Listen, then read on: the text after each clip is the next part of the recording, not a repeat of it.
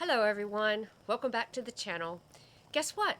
I have another document from the White House website. And actually they care about our security regarding artificial intelligence. Yeah, so they've actually signed an executive order, which Biden did yesterday, if you guys all saw the video.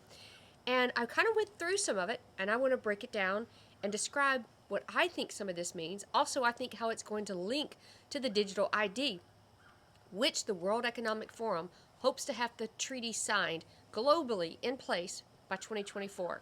You guys, we're just months away from that. So let's get into it. Welcome back to the channel. This is Financial Prepper, Chris and Stacy.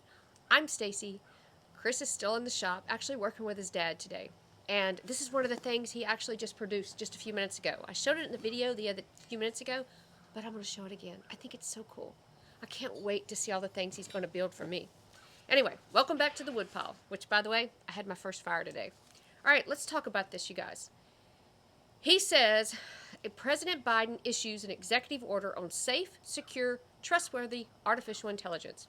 And he's issuing a landmark executive order to ensure that America leads the way in seizing the promise and managing the risk of artificial intelligence. You guys, this is why it's a concern to me. And I want to talk about this. It's 7 pages long. I went through it. I've highlighted some of it. I'll put it in the description. You can read it for yourself. But these are the things that jumped out to me, and you guys can tell me what you think. They're basically saying that they want all the information to be shared to the government. And here's why I have a concern. We all know they track a lot of different things. But before 9/11, you had to get a warrant. You had to get a subpoena, or subpoena by the judge, affidavits, all these different things. And it states, one of the things they're going to do is they're going to require the developers of the most powerful AI system to share their safety results and, quote, other critical information with the U.S. government, of course in accordance with the Defense Production Act. This, to me, is a red flag and a concern. Before 9/11, and you guys know if you followed us any at all, I used to work for the FBI. I can remember writing document after document before we would have to go to a judge. We would even get a judge out of bed after hours to get something signed. After 9/11, it was a rubber stamp, and I sent it off. I got a subpoena. I got any information that I wanted to you about you when it came to computer stuff. I could track you. It was pretty scary. Now they're even saying, apparently you're not even going to have a subpoena. You're just going to have to share it voluntarily. And if you guys remember the case not too long ago where they tried to make one of the companies provide information to unlock a certain system, and the company said no. And I kind of had to say, yeah, I get it. Because at what point do you draw the line? So that's where a red flag went up for me. Next one is the National Institute of Standards and Technology will set standards for extensive team testing and all these different things. So they're going to set the standards. However, the Department of Homeland Security are going to apply these standards to critical infrastructure sectors. So when you say apply, that means they're going to enforce. That's what it means. And they're going to establish an AI safety and security board. Now, we don't obviously know who's going to be on that board. We don't know what that board will actually have control of, how much power they will have, but we're talking about the government. All right, let's keep going. We want to protect Americans from fraud and deception. So the Department of Commerce is going to develop guidance for content. They're basically saying they want to see if it's really real. They're going to watermark AI-generated content. AI-generated content. How are they going to determine what's AI-generated content versus what I put out there? That's some heavy-duty tracking, and that means that they are watching everything that's going across the internet, which we already know, but this just proves it. Let's keep going, you guys. We're going to protect Americans' privacy. Right, correct? Here's where I have a thing. I get this protecting our privacy. I really do. And I even told somebody one time, they were like concerned about where they live or the internet. And I said, you have no privacy anymore. But I get it. But should we let the government do it? Or should we let third-party companies do it? Because once the government does it, and they have our information, there is no more getting that back. So, I don't know. I have concerns. It said, without safeguards, AI can put Americans' privacy further at risk. I agree with that, you guys. Looks good. But what are they going to do? Are they going to take more of my freedoms away, more of my privacy away to, quote, protect me? They said, we're going to prioritize federal support for accelerating the development and use of a privacy-preserving techniques. They're going to use cutting-edge AI, and it's going to be systems trained in the government while preserving the privacy of the training data. So read between the lines, you guys. This means the government is going to have a program. That's what it basically means. So from what I'm reading and gathering, all these companies, AI companies, are going to provide information to the government. And the government, what is just going to accumulate it?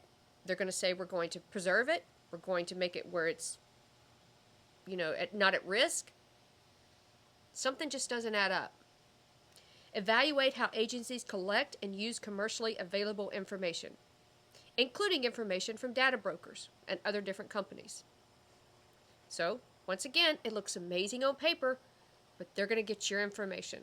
And I want to link this also where it goes to the digital ID, because right now, if you look in Canada, France, other places right now, that is rolling out faster than we are here. I mean, we're already going to the Fed now and different things like that. And I talked to my parents about that when it comes to their Social Security and how they're going to receive it.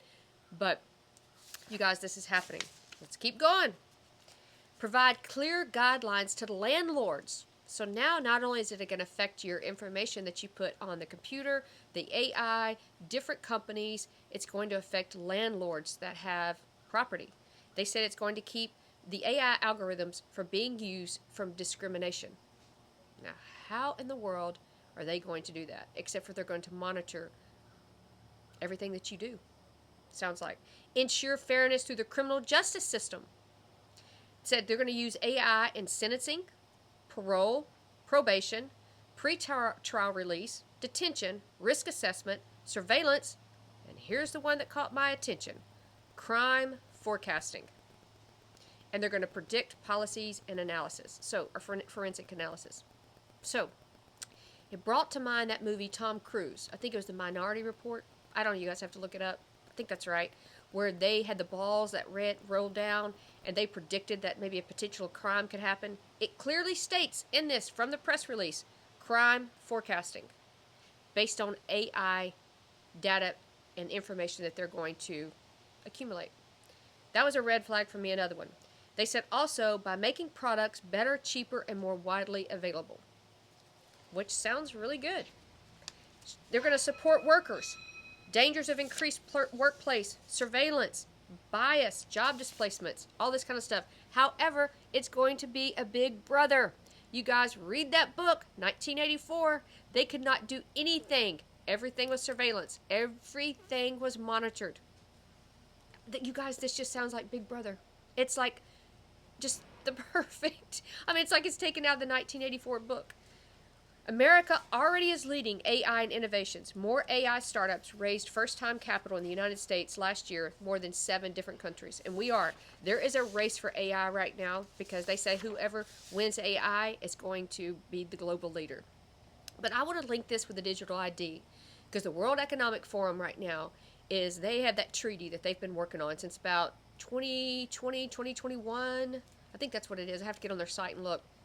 And their goal is by 2024 to have it signed, all these countries in place, and you're going to have a digital ID. Without a digital ID, you cannot travel, you cannot get health care. Canada right now is actually, I think, rolling it out. And I think France is too. You can't travel, you can't have health care. Some of the places they're saying you possibly cannot get groceries. You cannot get on public transportation. So I think this is linked. You got AI, you got digital ID. They're going to merge together, and that's where it seems to be headed. So, you guys, that's what I see, but another White House press release. This isn't something I'm making up. You guys can go check it out for yourself. It's 7 pages long. Try to read between the lines, because what they say, there's always more to what they mean. All right, you guys. You guys have an awesome, awesome day, and I will see you in the next one.